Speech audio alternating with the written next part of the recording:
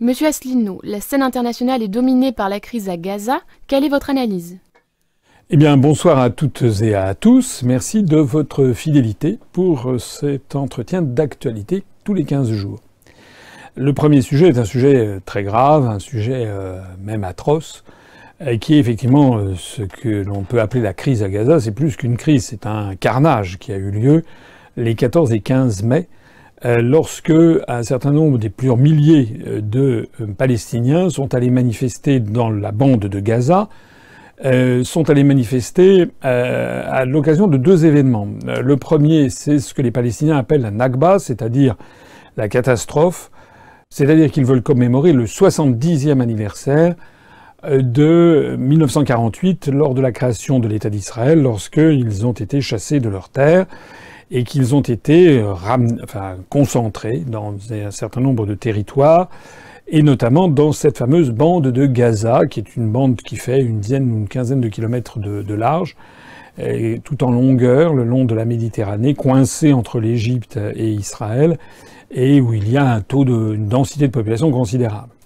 Donc le premier motif de cette manifestation, c'était de commémorer cette spoliation d'origine qui fait que les Palestiniens réclament toujours de pouvoir récupérer leurs terres. La deuxième raison, c'est le feu aux poudres qu'a provoqué la décision prise par le président américain Donald Trump de transférer l'ambassade des États-Unis en Israël, qui était auparavant située, comme toutes les ambassades de tous les pays étrangers au monde, à Tel Aviv, et de la transférer à Jérusalem.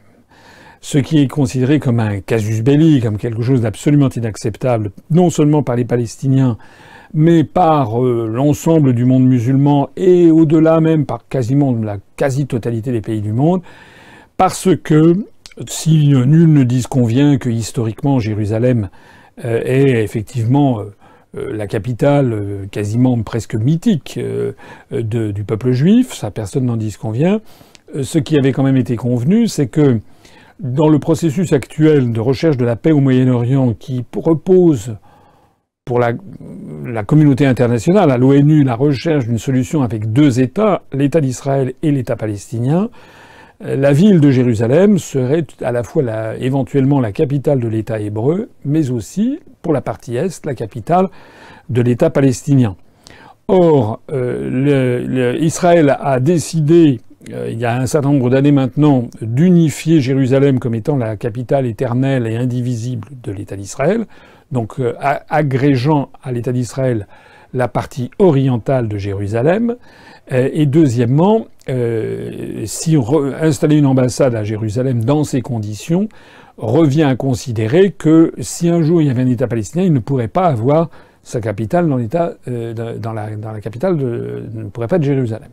C'est la raison pour laquelle aucune ambassade, aucun pays au monde ne se trouve à Jérusalem. La décision prise par Donald Trump a été une première, suivie quelques jours après par la décision du Guatemala, du petit pays d'Amérique centrale, de faire pareil. Donc il y a deux ambassades maintenant qui viennent de se transférer de Tel Aviv à Jérusalem. Alors, les deux événements, Nakba d'une part, commémoration de la spoliation des terres, et le jour même où était ouverte l'ambassade des États-Unis à Jérusalem, il y a eu donc des manifestations qui ont eu lieu, 14 et 15 mai 2018, et qui se sont soldées par un bain de sang, puisqu'on a déploré, alors les décomptes sont un petit peu variables à une ou deux unités près, mais on a déploré 61 morts côté palestinien, c'est-à-dire pour la quasi-totalité d'entre eux, qui ont été blessés par des tirs à balles réelles tirés par des soldats de l'armée israélienne, qui n'étaient pas sur le sol de Gaza, puisque la bande de Gaza est censée appartenir au futur État palestinien, en tout cas est placée sous l'autorité palestinienne, alors que les soldats israéliens étaient donc de l'autre côté de la frontière, et c'est de l'autre côté de la frontière qu'ils ont tiré sur les manifestants avec le bilan horrible que l'on a vu. Voilà. Alors, tout ceci a évidemment enflammé le Moyen-Orient. Je renvoie les personnes qui sont intéressées à une très longue analyse que j'ai publiée d'ailleurs sur notre site upr.fr, où ils pourront mesurer un petit peu les tenants et les aboutissants de toute cette affaire. Alors le point de vue israélien consiste à dire que derrière ces manifestants, en fait que c'était pas les manifestants paisible, qu'il s'agissait de manifestants qui avaient la volonté éventuellement de franchir la barrière qui sert de frontière, c'est même plus qu'une barrière, ce sont des barbelés, pour éventuellement s'infiltrer dans l'État d'Israël. Et les Israéliens font valoir également que la majorité d'entre eux seraient des militants du mouvement Hamas, qui est ce mouvement islamiste qui effectivement arrive en tête, enfin dirige, si l'on peut dire, la bande de Gaza, et donc l'État d'Israël considère qu'en fait ce sont des quasi-terroristes, même pas des quasi, des terroristes, c'est ce qu'a dit l'ambassadeur d'Israël en Belgique, qui a dit sans embâche que en fait c'était des terroristes. Voilà. Alors ça c'est la version israélienne. La version palestinienne, c'est que on a affaire à des manifestants qui sont à main nue, qui ont éventuellement des fronts, on voit des projectiles, mais c'est tout ce qu'ils ont. Et qui sont confrontés à une des armées les plus puissantes du monde, qui est l'armée israélienne, qui est très largement, comment dirais-je, équipée par des armes de fabrication américaine. Alors, là-dedans, force est de constater quoi? Force est de constater la gravité du bilan, 61 morts, dont d'ailleurs beaucoup de jeunes, beaucoup, la grande majorité ayant moins de 30 ans, même moins de 25 ans, une proportion non négligeable également ayant moins de 20 ans, parfois même moins de 16 ans. Il y a même eu le plus jeune des victimes. La plus jeune des victimes, c'était un petit bébé, une petite fille de 8 mois qui est morte en respirant des gaz lacrymogènes qui ont été tirés par des salves entières. Alors que du côté israélien, on a déploré simplement 1 ou 2 soldats, je crois, blessés. Donc la disproportion des forces est totalement considérable et l'émotion mondiale a quand même atteint des sommets parce que cela plaise ou pas aux partisans de l'État d'Israël, il est un fait qu'on a le sentiment de voir des manifestants désarmés qui sont cantonnés dans des conditions absolument inacceptables sur une langue de terre où ils sont avec un taux d'occupation humaine absolument délirant, sans aucun espoir en réalité. Donc c'est une espèce de foyer de purulence, comment dirais-je, de désespoir, de rumination, etc. C'est quelque chose qui ne peut générer, bien entendu, qui ne peut engendrer que de la haine et de la violence. Et donc la disproportion des bilans est terrible. Alors, face à ça, qu'est-ce qu'on peut en penser? Eh bien, moi, j'ai donc publié un long dossier qui, d'ailleurs, je crois, a été bien accueilli, en tout cas par les internautes qui l'ont consulté. Comme d'ordinaire, l'UPR essaye toujours, et j'essaye toujours, de garder en tête les grands principes fondamentaux que sont la justice, l'égalité entre tous les êtres humains, quelle que soit leur religion, quelles que soient leurs origines ethniques, l'application du droit, et notamment du droit international. Voilà, c'est ça qui doit nous guider. En droit international, il y a un État qui s'appelle l'État d'Israël, qui fait partie de l'Organisation des Nations Unies. J'ai déjà eu maintes fois l'occasion de le dire. Je le redis si nécessaire. L'UPR, appliquant le droit international, considère que l'État d'Israël est un État de la vie internationale. Et donc l'UPR n'a jamais nié l'existence de l'État d'Israël. Voilà. Donc ceux qui sont pour la destruction de l'État d'Israël, c'est pas l'UPR qui peuvent trouver ça. Je ne sais pas d'ailleurs dans quel parti politique ils le trouveraient en France. Aucun parti politique, je crois, ne le propose.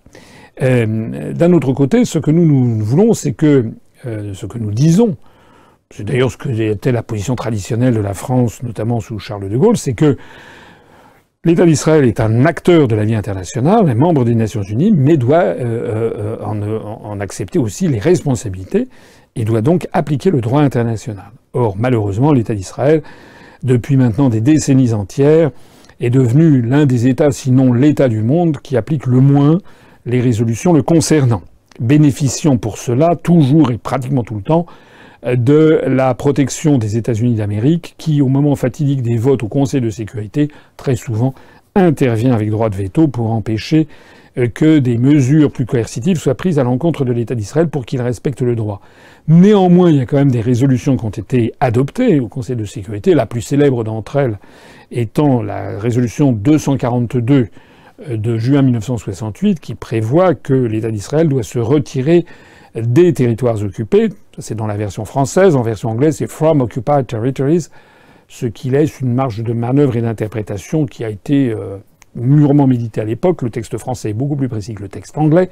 Et donc tout ceci est à l'origine de palabres infinies pour savoir si l'État d'Israël doit restituer tous les territoires occupés pendant la guerre des 6 jours, notamment la Cisjordanie, la bande de Gaza, ou bien seulement certains de ces territoires.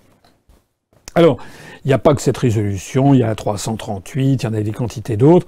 Force est de constater que ces résolutions n'ont pas été suivies des faits. La partie israélienne fait valoir que les partis politiques qui agitent les territoires occupés, certains d'entre eux veulent la destruction pure et simple de l'État d'Israël et que c'est un devoir vital pour les Israéliens de se défendre contre cela. On est face à un conflit qui dure maintenant depuis 70 ans, depuis 1948, et qui est parti, on n'en voit pas la fin. Est-ce qu'on verra un jour la fin de ce conflit? Pour voir la fin de ce conflit, il faudrait appliquer le droit, c'est ce à quoi nous essayons de nous appliquer.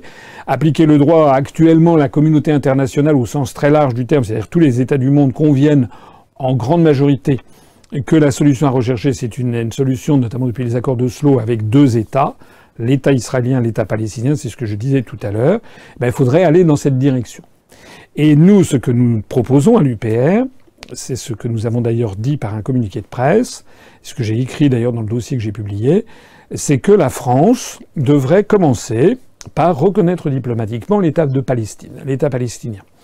L'État palestinien, la souveraineté de l'État palestinien a été proclamée par le Conseil national palestinien en 1988, de mémoire.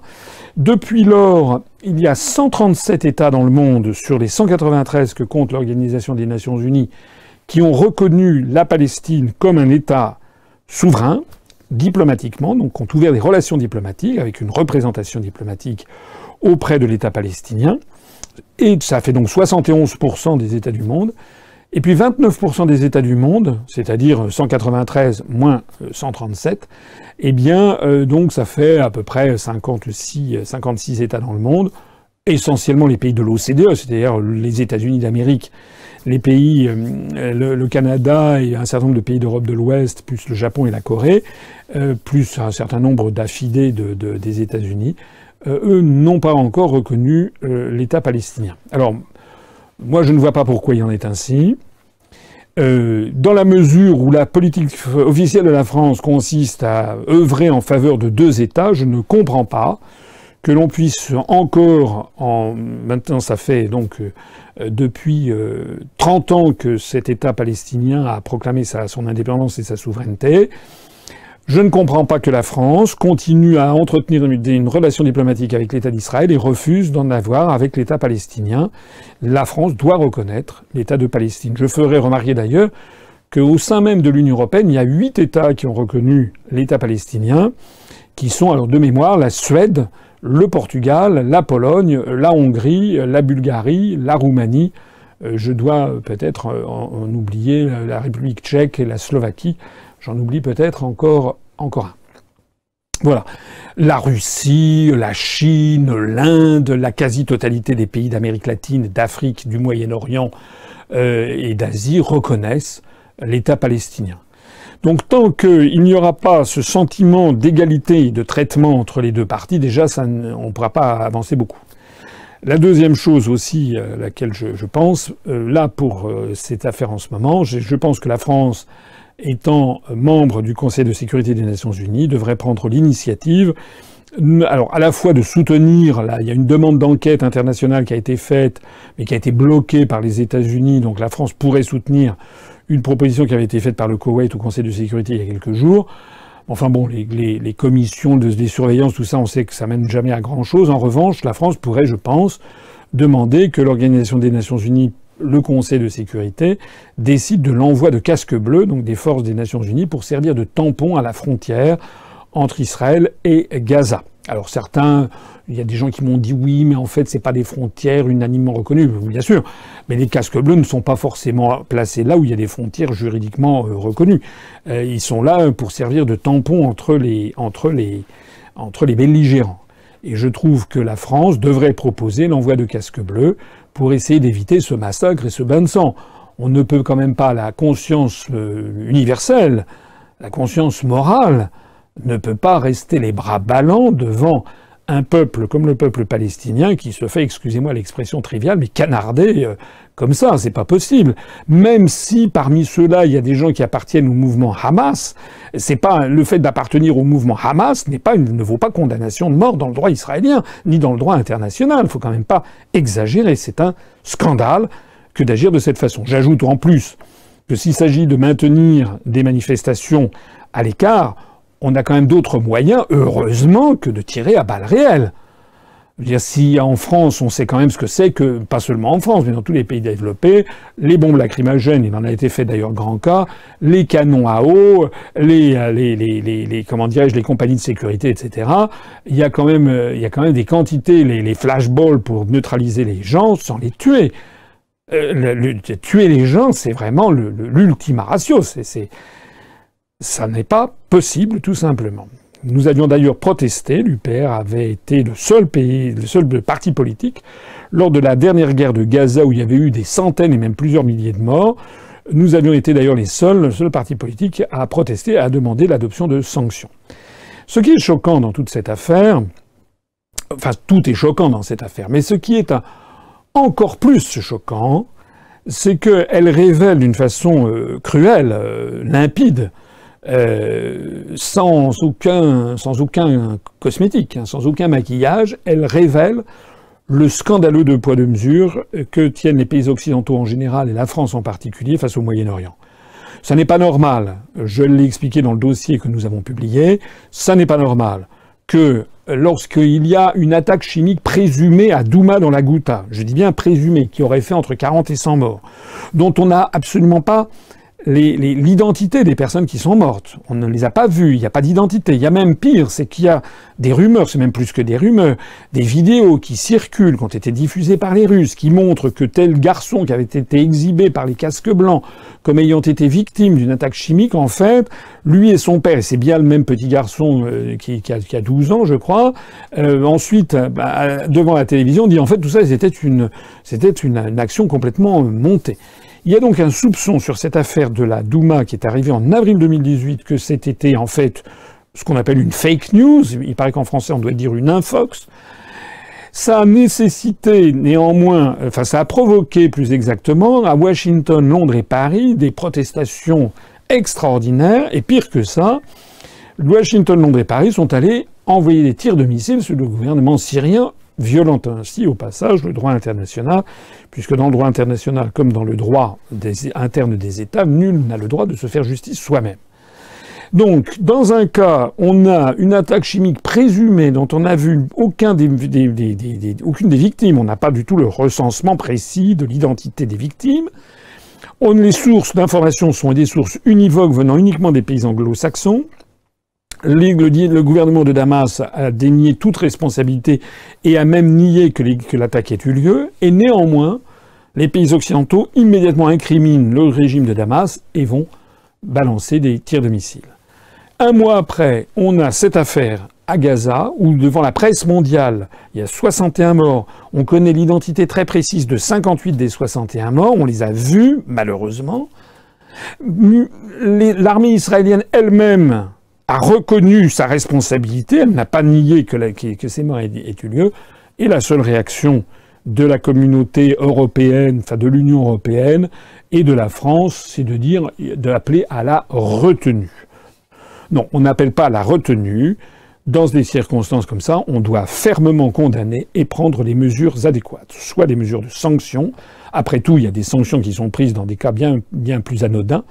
Et puis on doit agir aussi pour la paix en reconnaissant diplomatiquement l'État palestinien. Je dis il y a des sanctions qui sont prises dans des cas plus anodins. Je rappelle quand même qu'on est toujours en attente de précision sur la fameuse affaire Skripal, vous savez, de cet espion russe qui aurait subi une tentative d'assassinat, lui et sa fille, paraît-il, dont l'origine remonterait à Moscou. En attendant, c'était au mois de février, je crois, enfin c'était au début de cette année. Je rappelle que ni l'agent russe ni sa fille ne sont morts. Paraît-il que la fille est sortie d'affaires et lui aussi. D'ailleurs, on ne les a jamais vus depuis le début de cette affaire. La fille est sortie, elle n'a jamais été interviewée. On ne sait pas cette affaire ne tient qu'aux seules informations divulguées par le Royaume-Uni. Je rappelle que sur ces témoignages inexistants, en fait, il y a quand même plus de 150 ou bien 160 diplomates russes qui ont été expulsés, et que la France a expulsé 4 diplomates russes sur la seule foi de ces informations où il n'y a pas eu de mort. Comment la France peut-elle expulser 4 diplomates russes parce qu'il y aurait eu un agent double russe, qui aurait eu une tentative d'assassinat sur le gouvernement, sur le sol britannique, alors que l'affaire est tout sauf claire, et la France ne réagit pas autrement que par une petite protestation pro forma, alors qu'il y a 61 morts à Gaza, ça n'est pas tolérable, cette affaire. Donc voilà ce que je pense sur cette affaire pénible, triste, affreuse, terrible, horrible en fait. Il faut absolument que la France retrouve sa dignité et qu'elle fasse prévaloir le droit et qu'elle dise ça suffit comme ça, il faut arrêter la boucherie. Le dernier mot que je voudrais dire là-dessus, c'est que en ayant ce 2 poids 2 mesures dans la politique internationale, la France en fait a sali son image.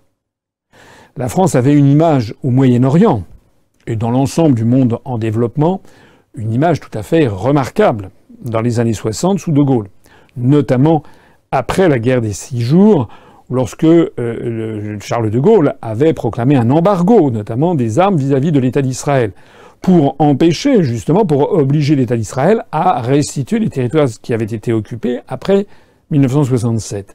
La France, c'était la période où la France était approuvée dans le monde entier. Certes, pas aux États-Unis et en Israël, c'est exact, mais dans le monde entier, en Amérique latine, en Afrique, au Moyen-Orient, en Asie, en Extrême-Orient, elle était très largement approuvée. Dans le camp socialiste aussi. Aujourd'hui, la France est devenue une espèce de vassal des intérêts américains et est devenue, donne l'impression de tout accepter venant des États-Unis ou venant d'Israël, alors même qu'il y a des choses qui sont inacceptables. Le résultat, c'est que notre image a été ternie et que malheureusement, la conséquence que l'on peut en attendre, c'est le développement d'actes terroristes sur le sol national. Je n'oublie pas, ce n'est pas parce que j'ai cité les 61 morts dans la bande de Gaza que je vais oublier le mort qu'il y a eu à déplorer il y a quelques jours en France, rue Consigny, près de l'Opéra, où un passant a été, il n'a pas été le seul, mais il est le seul qui a été tué, a été agressé par un jeune Français d'origine tchétchène, donc cette république musulmane du Caucase sous domination, dans le cadre de la Fédération de Russie. Donc il y a eu quelqu'un avec une arme blanche qui a commencé à trucider les passants. Il y en a un qui est mort. C'est évidemment horrible. Il était fiché S d'ailleurs, ce qui prouve au passage que les fichiers S doivent faire l'objet d'une surveillance bien accrue et il faut faire preuve d'une répression sans pitié face aux actes terroristes qui sont ainsi commis. Je ne voudrais donc pas dire le contraire. Je ne voudrais pas que l'on pense que je vais trouver des justifications. Mais je voudrais faire preuve simplement de bon sens.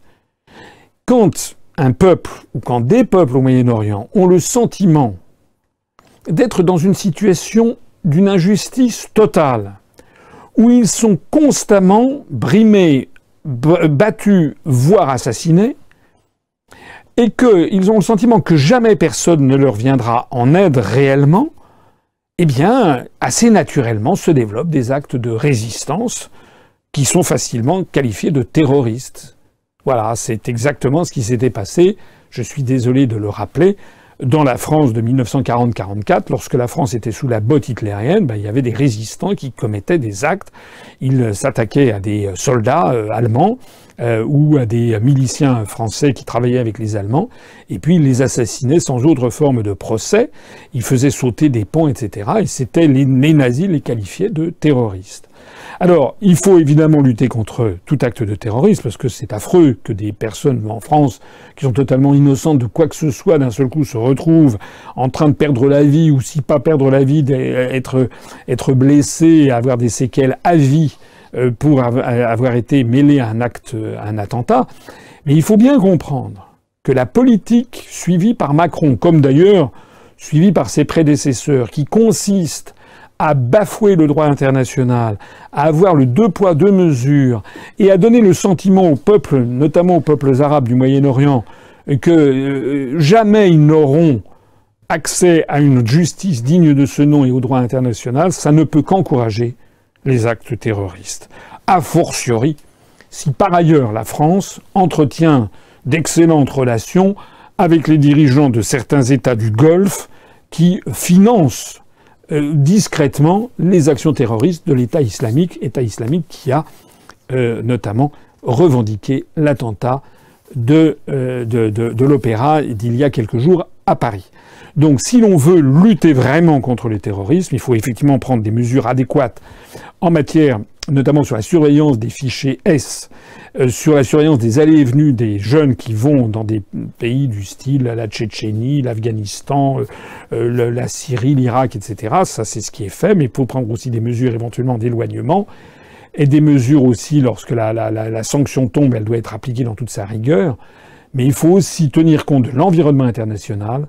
Et la France a intérêt, là aussi, à faire respecter le droit international, parce que lorsque la France sera redevenue le porte-parole de la liberté des peuples et des nations, eh bien je suis absolument certain que les actes terroristes redescendront à un niveau qu'ils n'auraient jamais dû dépasser. Il suffit d'ailleurs de regarder autour de nous. Je ne crois pas qu'il y ait eu beaucoup d'actes terroristes en Suisse, par exemple, qui est un pays qui ne se mêle pas de dicter à d'autres peuples la politique qu'ils doivent suivre.